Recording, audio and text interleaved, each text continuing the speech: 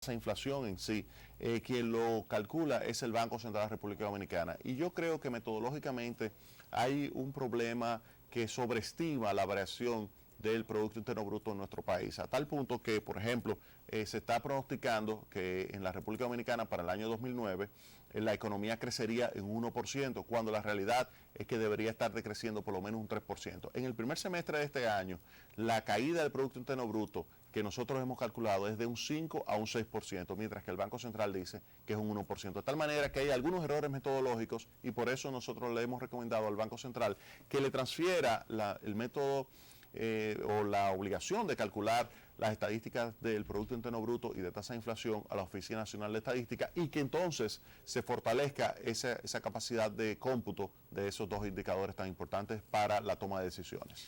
Licenciado, fracasó el comunismo y según algunos analistas agoniza el capitalismo. ¿Se podría estar pensando, debíamos estar pensando en un nuevo sistema económico? Yo creo que lo que ha sucedido es una crisis financiera, como otras que han sucedido, por ejemplo, en el 29, del 29 al 33 fue una terrible crisis financiera que rebotó de nuevo hacia la baja, o sea, fue como una W, subió del 33 hasta el 36 y en el 37 volvió a caer la economía norteamericana, de tal forma que fue una W lo que se registró en ese momento.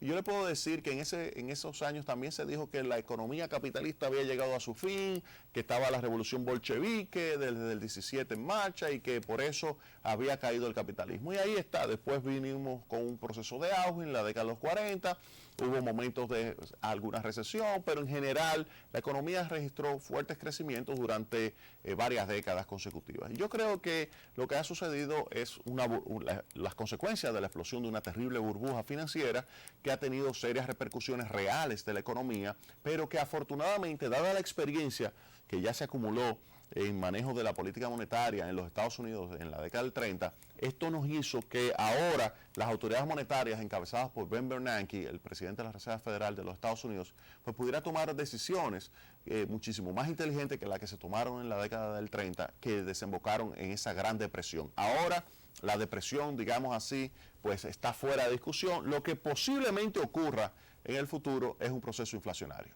Un proceso inflacionario. Por el hecho de que se ha puesto a circular una gran cantidad de recursos, específicamente de dólares, que es lo que siempre ocurre cuando hay un proceso de rescate bancario. El proceso de rescate bancario llevado a cabo en los Estados Unidos y en Europa ha significado la puesta en circulación de una gran cantidad de liquidez que tarde o temprano se va a expresar en un aumento de los valores nominales, que significa un aumento de la tasa de inflación. ¿Se podría decir, licenciado, que todos los países latinoamericanos o casi todos los países latinoamericanos han entrado en una recesión? Sí, se puede decir que la mayoría de los países latinoamericanos ha caído en recesión. Hay algunas excepciones, por ejemplo, para Argentina se prevé que este año 2009 todavía va a crecer en 1.5%, pero en general prácticamente todos, y por eso están las estadísticas que en promedio dice que América Latina ha caído en un 1.9% y eso es un reflejo de recesión. Y es lógico que así sea cuando los Estados Unidos puede que este año caiga en más de un 3% y que Japón también esté cayendo en más de un 5 o 6% y que otros países también de la Unión Europea esté cayendo en unos niveles que pueden situarse entre un 3 y un 5%. Partiendo de todo lo que usted ha planteado, Jaime Aristides Escudero, entonces, ¿cuál es el futuro inmediato a corto y a largo plazo que nos espera a los latinoamericanos? Yo creo que la economía norteamericana se va a recuperar. Ya hay algunos signos de recuperación, todavía no definitivos, pero sí se podría esperar que para el primer trimestre del año que viene la economía norteamericana comience ya a dar una muestra de una recuperación más sostenida. De tal manera que la economía latinoamericana, una economía joven, una economía relativamente flexible, con mercados laborales más o menos flexibles, específicamente República Dominicana tiene un mercado laboral muy, pero muy flexible, pues puede que rápidamente, tan pronto comience a recuperarse la economía de los Estados Unidos, pues la economía latinoamericana pues comience también a recuperarse, de tal forma que yo pudiera pronosticar para el año 2010 una recuperación. De hecho, la Comisión Económica para América Latina está pronosticando para el año 2010 una recuperación del Producto Interno Bruto a tal punto que se prevé una tasa de crecimiento positiva de 3.1%. Licenciado, de no cambiar las cosas, ¿Cuál piensa usted será el futuro entonces de Latinoamérica? Yo creo que va a ser un futuro en términos de recuperación económica positiva, pero el gran reto de Latinoamérica es el bajo nivel de educación que tiene. El bajo nivel de educación, sí.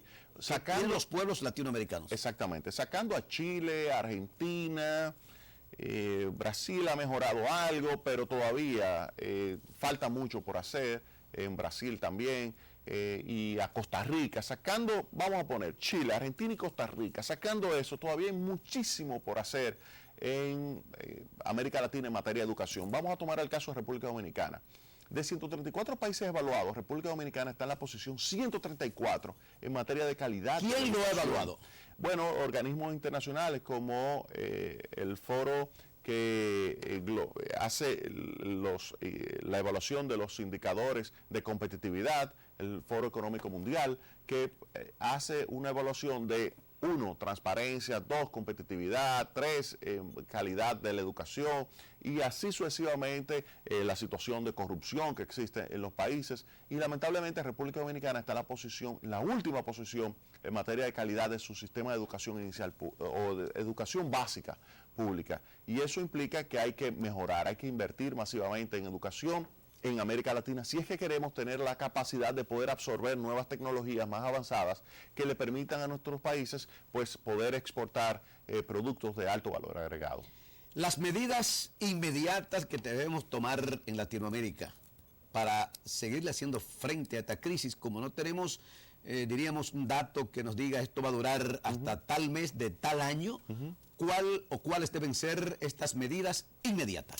Ya todos los países han estado tomando esas medidas, han tomado medidas para aumentar la inversión pública, han tomado medidas para aumentar la cantidad de medios en circulación, incluso el Fondo Monetario Internacional ha puesto en circulación pues centenares de millones de dólares para los países. Para el caso de la República Dominicana, le acaba de asignar 275 millones de dólares para fortalecimiento de sus reservas internacionales netas, y de esa manera pues esto va a flexibilizar el uso de recursos en moneda extranjera para que se pueda poner en marcha programas de financiamiento y de apoyo a los sectores productivos nacionales, de manera tal que América Latina está tomando medidas para enfrentar la crisis. Y lo importante ahora es no solamente el corto plazo, sino el largo plazo.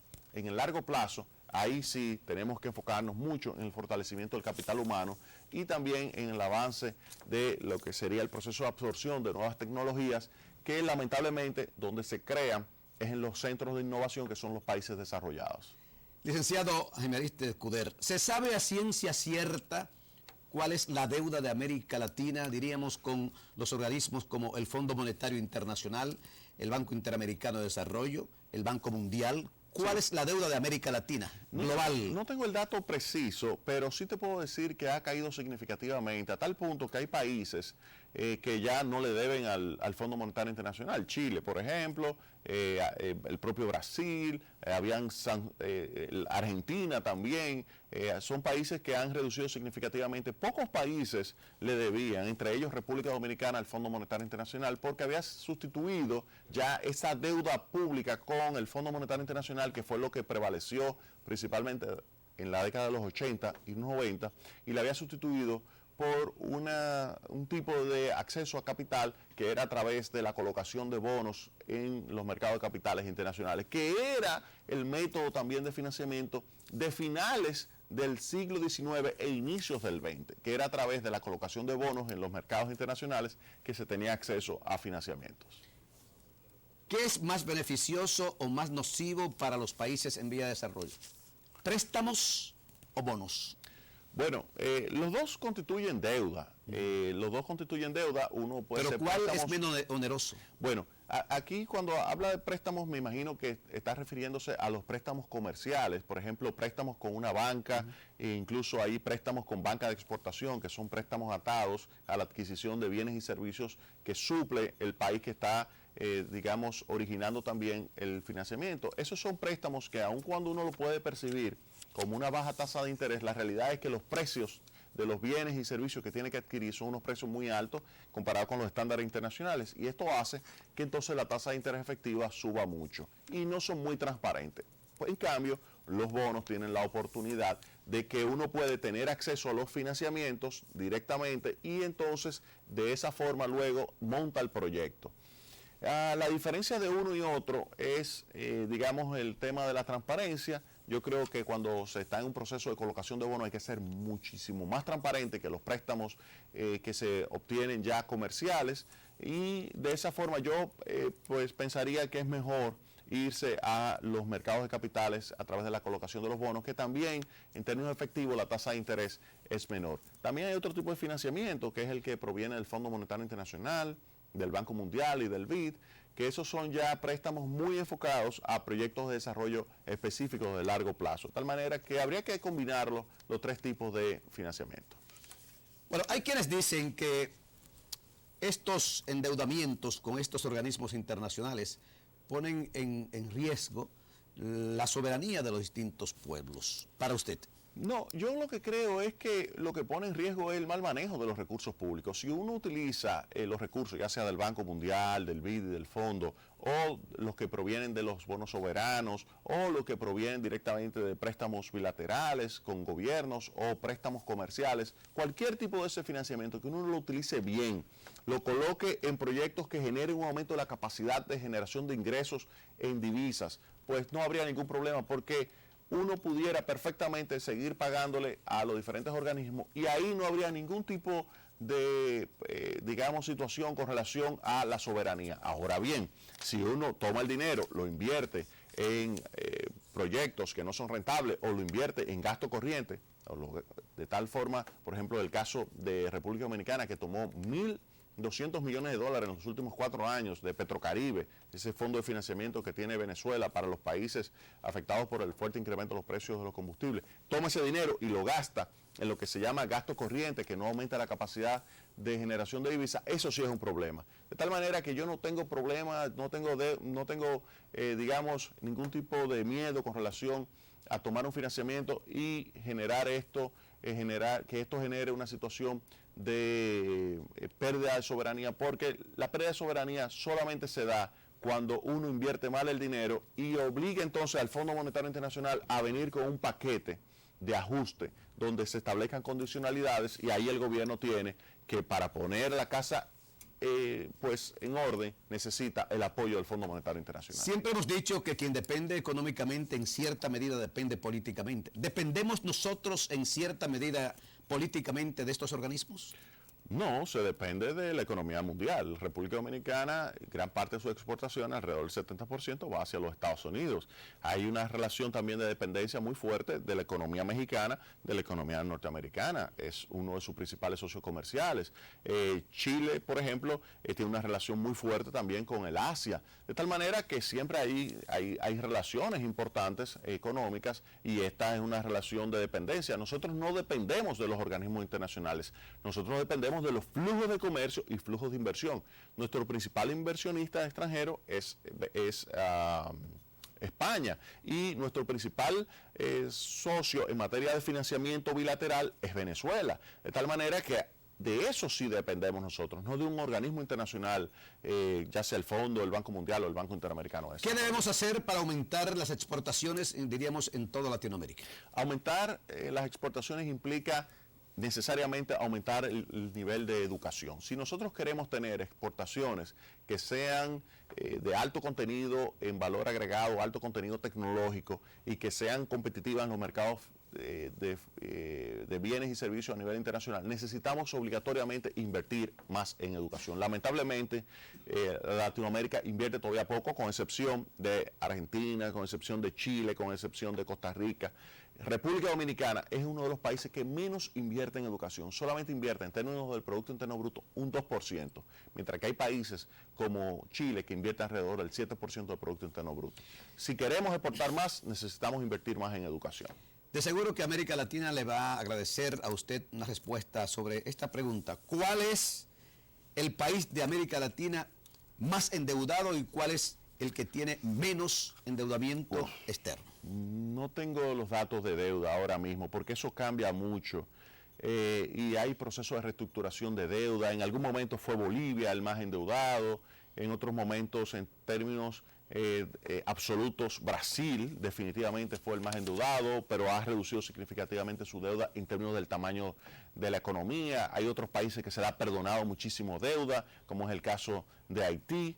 De tal manera que eso es algo que está cambiando y habría que ver las últimas estadísticas. México llegó a ser también un país sumamente endeudado, de tal manera que habría que ver. Hay otros países que han reducido los pagos que hacen al exterior, como por ejemplo Ecuador decidió pues poner un constreñimiento a lo que son los pagos del servicio de deuda al extranjero, y eso ha generado una significativa disminución de la entrada de los flujos de capitales hacia esa economía, lo cual sucedió también en la década de los 80 en el primer gobierno de Alan García, cuando decidió poner un límite al pago del servicio de la deuda externa a solamente el 10% de las exportaciones, e inmediatamente con eso colapsó la entrada de capital, de tal manera que cambia mucho la situación de deuda, y ahora mismo no tengo el dato exacto de decir cuál es el país más endeudado. Lo que sí es importante es que la deuda ha caído significativamente, deuda con organismos internacionales, y ahora la deuda que existe es deuda con los bonistas. Por ejemplo, Argentina hizo un incumplimiento, es lo que se llama un default, en el año 2001 con los bonistas, y llevó a cabo un proceso de reestructuración, porque en ese momento era considerada como uno de los países más endeudados de toda América Latina. Se habla de que uno de los países más endeudados son los Estados Unidos, cuando se señala de que solo a China le debe cerca de 500.000 millones, y ni hablar lo que debe al Japón.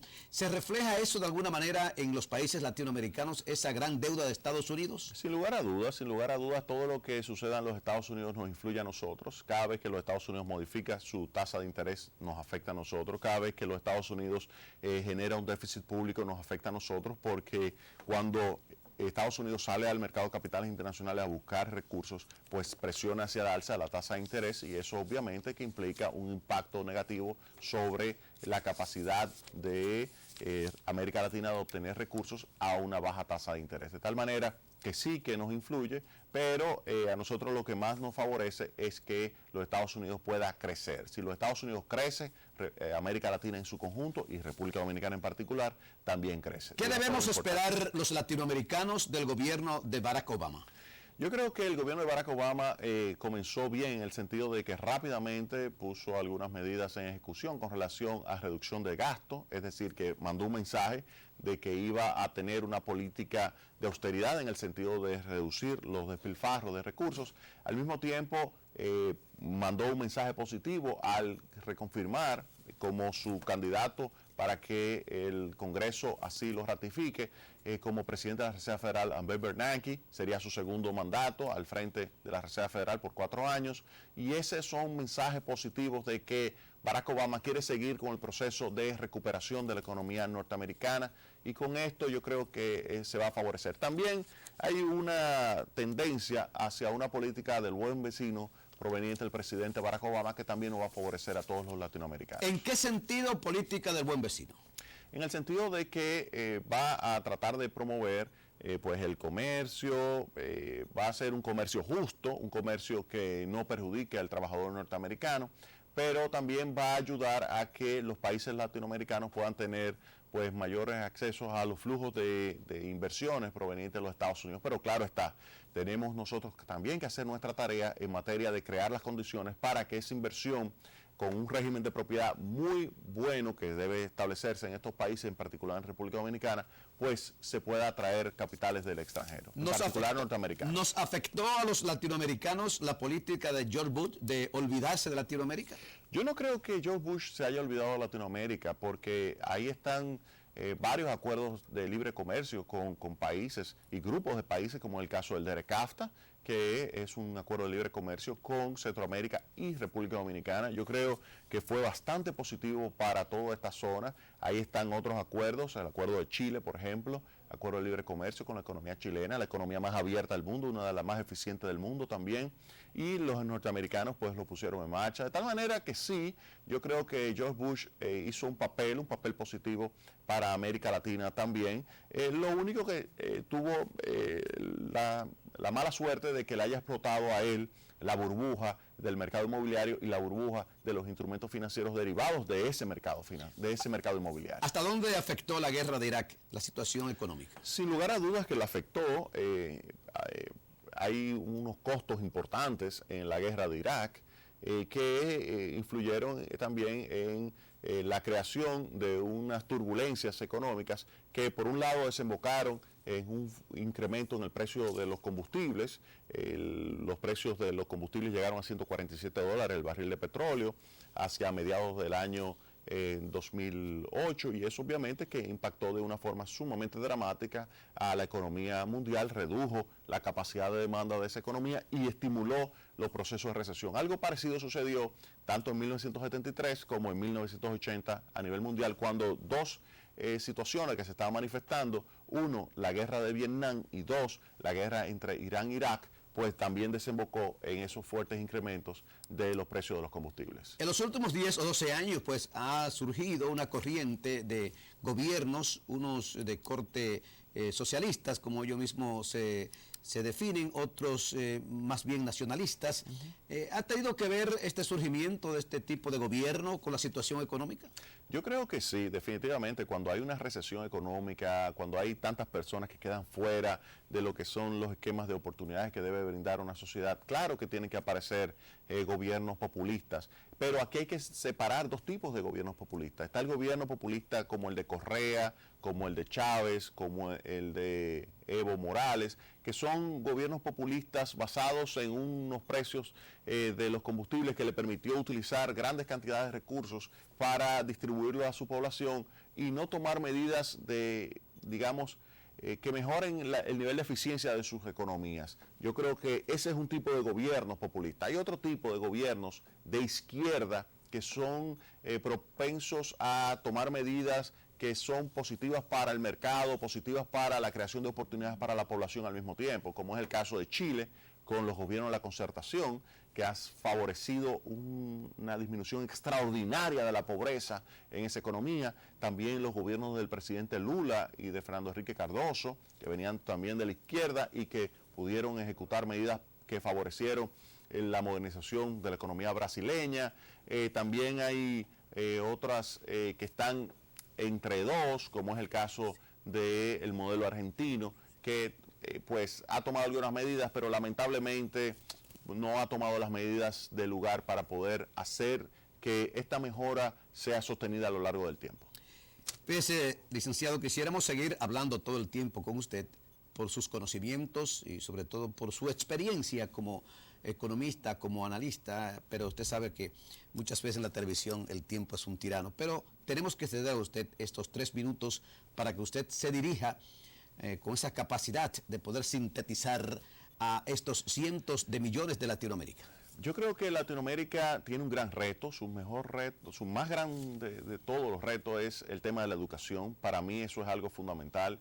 Yo creo que a la población hay que darle la oportunidad de que se eduque desde la, digamos, lo que debe ser inicial, desde el año debe educarse los latinoamericanos para que su cerebro, el cerebro de esos niños que nacen, pues que pueda sacársele el máximo provecho. Hay que recordar que el cerebro se desarrolla de 0 a 5 años, es ahí que hay que invertir masivamente y lamentablemente en muchos países latinoamericanos todavía no tenemos un sistema de educación inicial pública. Hay que fortalecerlo, hay que crearlo y asimismo fortalecer educación básica y educación a nivel de bachillerato, de secundaria, para que podamos tener una capacidad entonces laboral que sea capaz de transformar nuestro sector productivo nacional y que le permita entonces absorber mayor conocimientos tecnológicos para poder entonces exportar bienes y servicios de alto contenido tecnológico y alto valor agregado. De esa forma, unido a lo que sería una política social encaminada a darle más oportunidades en general a la población, estamos seguros de que lograremos crear un mercado muchísimo más grande y una economía muchísimo más sólida y además una sociedad moderna y sobre todo más justa. Gracias, licenciado Jaime Ariztid Escudero, por esta brillante comparecencia suya para toda Latinoamérica. Creemos que le hemos prestado, pero usted fundamentalmente, un servicio extraordinario a los países latinoamericanos con estas orientaciones, con estos consejos, con estas sugerencias que usted desinteresadamente pues le ha dado, porque usted como buen latinoamericano quiere lo mejor para todo nuestro entorno, en este caso los países latinoamericanos, que de una manera u otra pues hemos sido tan duramente afectados por esta situación económica mundial que nadie se ha salvado. De una manera u otra pues todos hemos tocado algo de esta crisis que realmente pues sin esperarse, porque no todo el mundo estaba preparado como para hacerle frente a esta crisis que ha afectado a todo el mundo y especialmente a Latinoamérica. Amigos de Latinoamérica, pues acabamos de escuchar su espacio, Latinoamérica y su economía, presente y futuro. Ercilio Veloz les habló desde República Dominicana, nos honró con su presencia al licenciado Jaime Aristides Escuder, un reconocido economista y analista de República Dominicana y de todo el continente.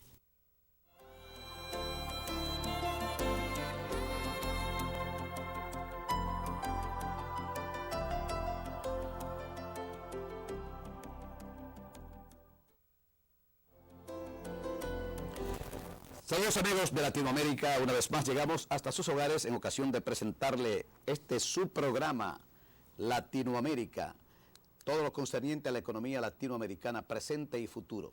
Tal como ustedes, los amigos telespectadores del continente, han podido ver, escuchar, pues hemos estado presentando un ciclo de entrevistas con figuras reconocidas de República Dominicana y también de Puerto Rico, analizando la situación económica latinoamericana. En el día de hoy nos honra para todos ustedes la presencia del secretario de Estado de Economía, Planificación y Desarrollo de la República Dominicana. Hablamos del ingeniero Juan Temístocles Montaz. Con él vamos a conversar sobre la economía latinoamericana. Fíjese, licenciado, este programa que está siendo difundido en todo el continente latinoamericano tiene como prioridad llevar a los 4 puntos cardinales del continente, algo que nos atañe a todos. La situación latinoamericana en el orden económico, presente y futuro. Pero quisiéramos primero que usted, por su cargo en República Dominicana, pues nos diga, ¿cuál desde su punto de vista fue el origen, por qué, dónde está la génesis de esta crisis económica